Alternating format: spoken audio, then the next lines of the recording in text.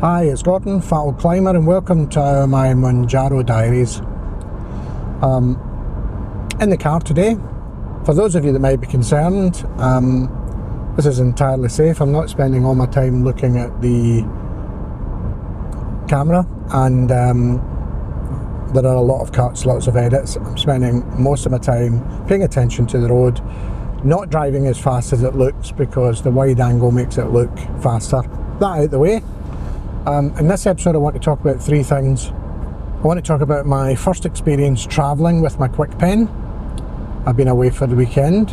I want to talk about the setback that weekend away has caused. And I want to spend some time talking about terminology. I've noticed in the comments increasingly people using terminology in a way that I find not only potentially confusing but potentially dangerous. So I just want to spend some time talking about that. But first, a reminder, if you're watching this on Monday the 2nd of June, remember later today I'm doing a YouTube live at 7 o'clock PM, and I'll put a link for that here in case you've lost it, but also in the description. Come along. I'm going to go live for an hour and just answer any questions that come up. It may be a waste of time, nobody may turn up. So, last weekend I was staying at Friends down south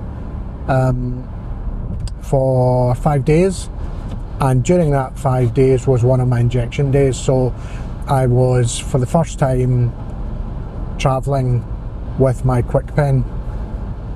You may have watched the video a few months ago where that was going to happen, and I had bought a travel cooler. This was the first time I was going to get a chance to use it. So it was an interesting experience. Firstly, the travel cooler. It worked perfectly. The night before I put the gel packs in the freezer. You can see here there was plenty of room for my quick pen, maybe even two quick pens if I'd needed to. I put in a couple of syringes just in case, some alcohol wipes, and a couple of pen needles, again just in case. But everything fitted in there perfectly. Just as a precaution, I was also taking some food, some frozen food, so I had a cool box, so I put that whole thing in my main cool box. I was in the car, terrible journey, I was in the car for nearly 9 hours. When I got to my friends, took it straight out of the cool box, took it straight out the travel pack, and the pen felt just as cold as when it went in there. So I don't have any concerns that the pen had lost its refrigeration, so that was good. The second part of the travelling away was I kind of felt a little bit weird asking them if I could keep some medicine in their fridge, but they were fine with it. And then there was the weirdness of injection day, just that whole notion of sorting out my injection in their bathroom just felt a bit weird. Oh, I also had to take my sharps box. If you're travelling, don't forget a sharps box. So that was that. Second part about the weekend away was my friends like to eat and they like to drink. I'm not a big drinker. Those of you that follow me probably on Instagram will know that I like a cocktail every now and then. More now, more so frequently, particularly in the bath, which some people find a bit weird. But so when I'm with these friends, I do like a drink. I drink probably what most people would be considered in excess. And it's what I drink that's the problem. Every day there's a trip to the pub with maybe 3 or 4 pints of cider. And although I'm still benefiting from the Mounjaro in that I'm not snacking, we're not having desserts or biscuits or cakes or chocolate, which we would normally have. I am still eating more than I would. I was having breakfast, for example. So although I, in my 5 days away, managed to climb 2 days, so I was still getting some exercise, I was eating and drinking significantly more than I would normally. And the consequence of that, from when I went away to when I came back, I put on nearly £5. £5 when I've been slowly recently losing between £1.5 and £2.5 a week. £5 feels like a massive setback. So since I came back, which was Tuesday, maybe Wednesday, I managed to claw back about £1 of it. So it still set me back a bit. I'm going to really have a concerted effort this week to do something about that. I think I need to stop the cocktails. I think, even though I only have one, there's probably a lot more calories in it than I pay attention to. So this week, a lot more concerted focus on what I'm eating, and I'm upping the exercise schedule. I'm planning to start freeletics, and I'll have my normal climbing. I'm planning to get on the bike probably every day. So a lot more calories burning and a lot more focus on what I'm eating. That's the plan this week. On to the last thing, terminology. There's a lot of terminology, not all technical, that's used in Mounjaro and Mounjaro videos, and a lot of people ask me questions using terminology which isn't the same as mine. Now, some of this terminology is specific and accurate, some of it is just what I like to call things, so I just wanted to talk through them. Firstly, milligrams versus millilitres. They're not the same thing. Milligrams is a weight, millilitres is a volume, in this case of liquid. Milligrams is what's used to determine how much terzepatide there is in your pen. So it's talking about, if you take a full dose, how many milligrams of terzepatide are you injecting into your body. Millilitres is the volume of liquid in the pen, or if you're taking a full dose, the volume of liquid you're injecting into your body. The two are connected, but they're not the same. It's not important to know the difference if you're taking just full doses all the time, but if you're doing anything other than taking full doses, you need to understand the difference. So let's talk about the next piece of terminology that will explain this, and that's dosage. The way I use dosage, it describes the concentration of the quick pen. So when you get a quick pen, it will be anywhere between 2.5 milligrams to 15 milligrams.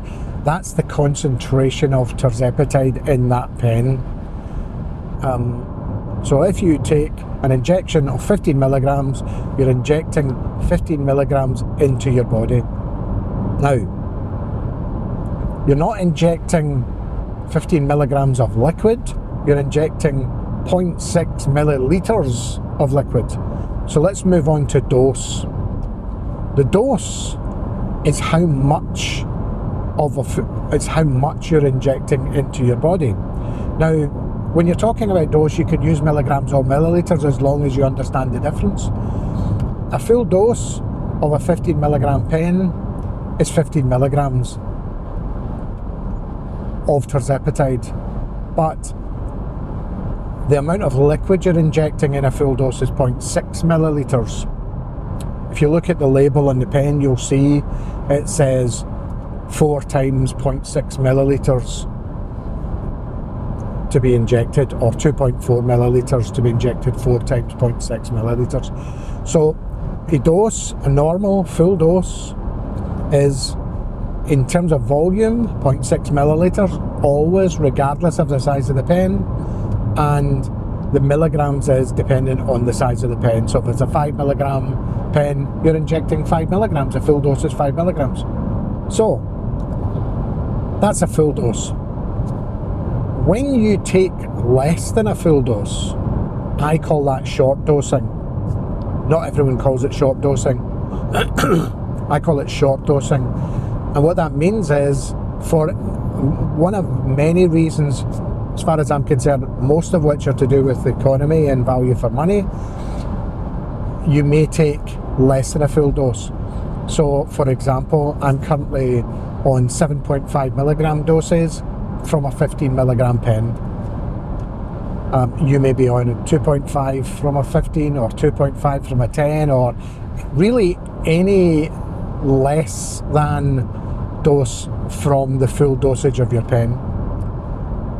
So how you take a short dose seems to be the thing I get asked more than anything else in my channel, and for me it's a simple calculation. Simple as in uncomplicated, not necessarily easy for people, but easy to remember. Basically, your dose is a percentage of the full dose.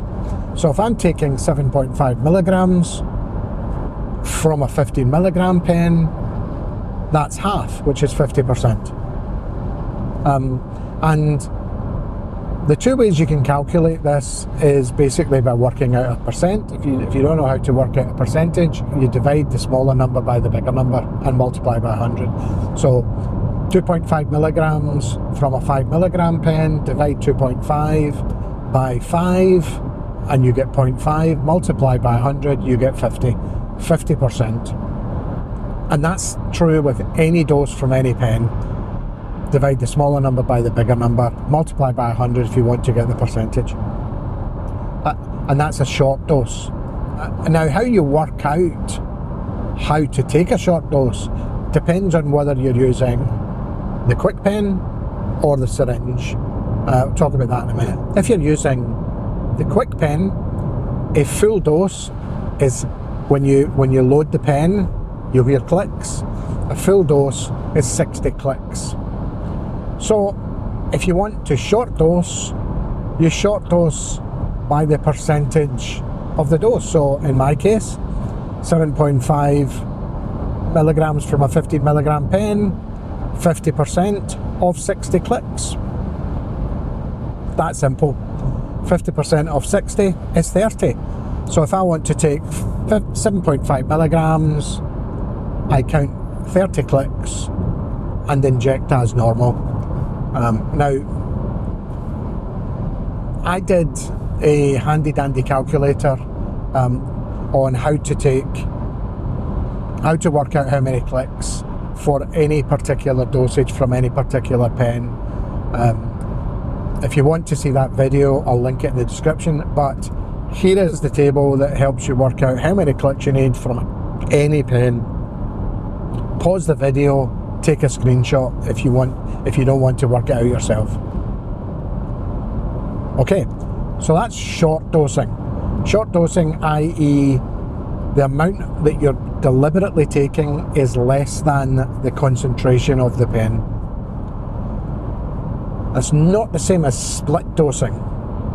Split dosing for me is where you are taking your dose over more than one injection in the week.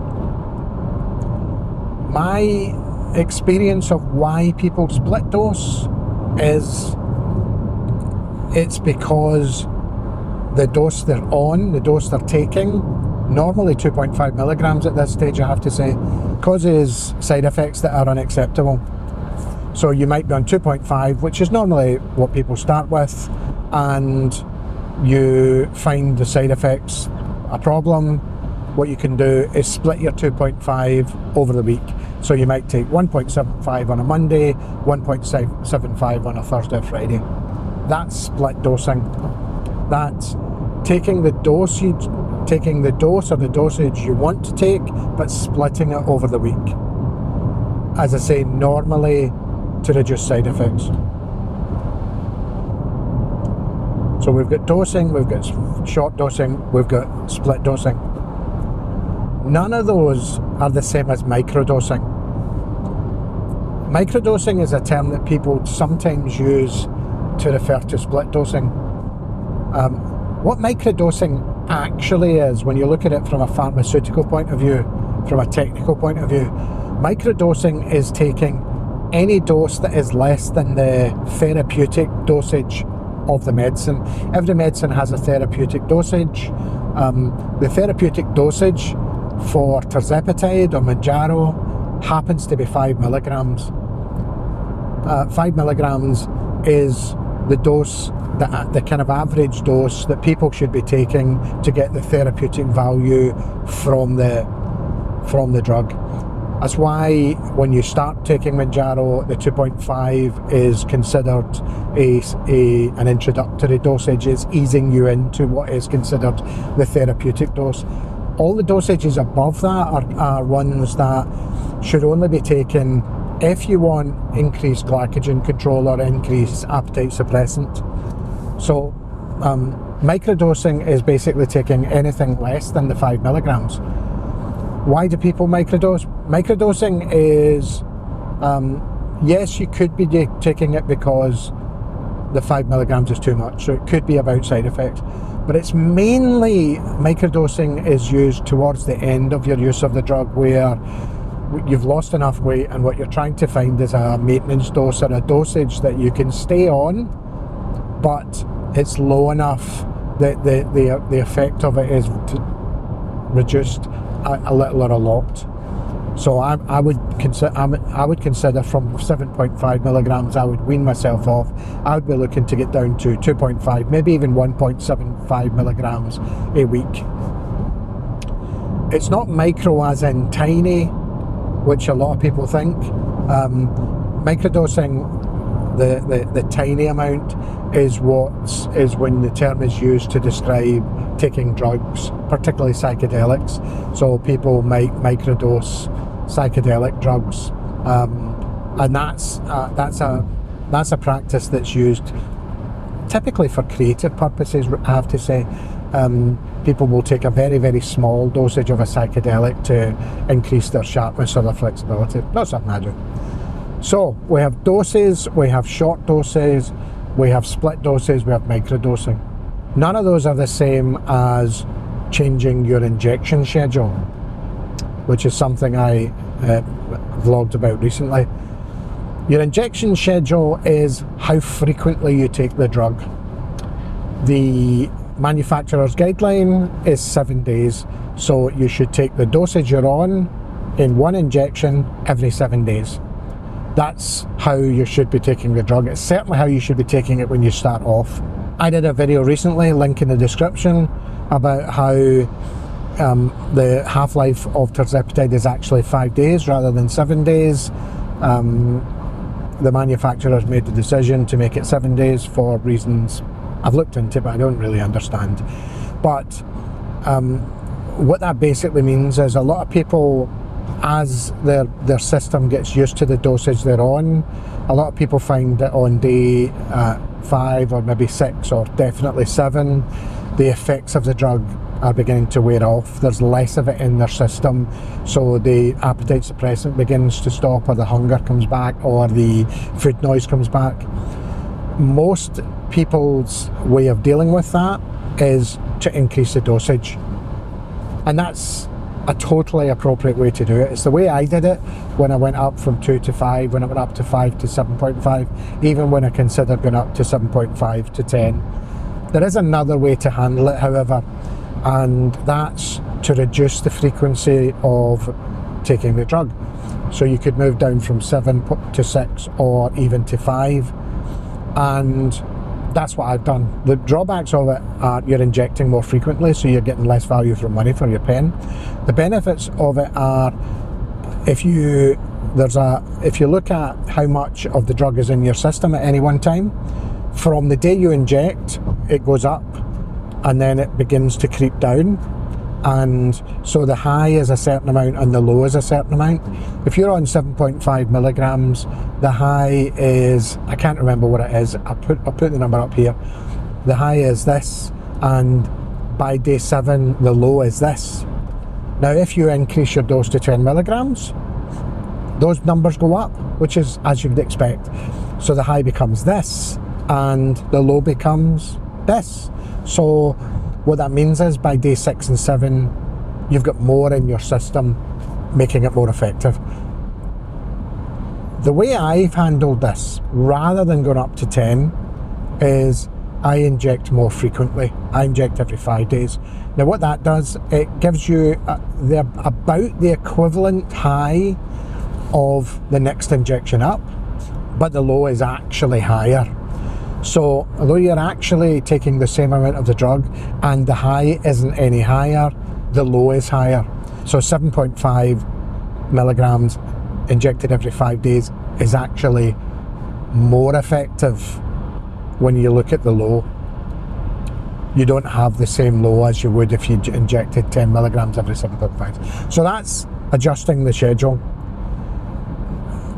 I don't have there's not real terminology for that, but it's injection schedule, and it's nothing to do with short dosing, micro dosing, split dosing. It's just whatever dose you're taking, it's how frequently you're taking it.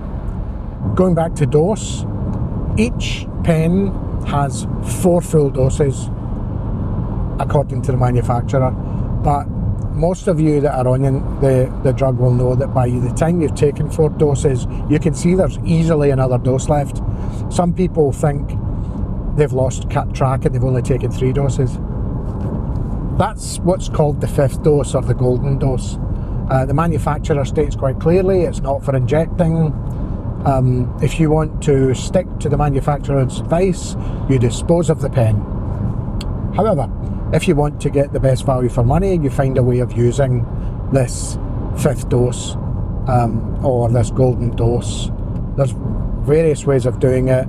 I find the most reliable way and the most accurate way is to use an insulin syringe injected into the end of the pen and extracting the amount of liquid, which would be 0.6 milliliters for a full dose, 0.3 milliliters for a half dose, etc, etc. Insulin syringes are not marked in milliliters though, they're marked in units, and coincidentally the units correspond to the click count. So if you've already worked out a click count for your short dosing, then it's the same units. If you're on 20 clicks for 2.5 from a 7.5 pen, for example, it's 20 units. If you're on 30 clicks for half a dose, 2.5 from a 5 or 7.5 from a 15, for example, then it's 30 clicks, which is 30 units. So anyway, I think that's all the terminology that's important. If you're still with me, thanks for watching. Remember, later today, if you're watching on Monday the 2nd, I'm going live on YouTube. Here's the link again, and also in the description. If you have any questions, or if you want to hear the chatter, if you want to get any answers from me about my Mounjaro journey, then go to YouTube, click on the link and comment away. I'll see you later today if you join. That live stream, by the way, will be available to rewatch. It will become just a video on my channel once the live is done. So you'll be able to rewatch it if you can't make it tonight. Failing that, thanks for watching. If you're not subscribed, remember to subscribe. If you like this video, then smash that like button, and concentrating on the road, and I'll see you in the next video. Thanks.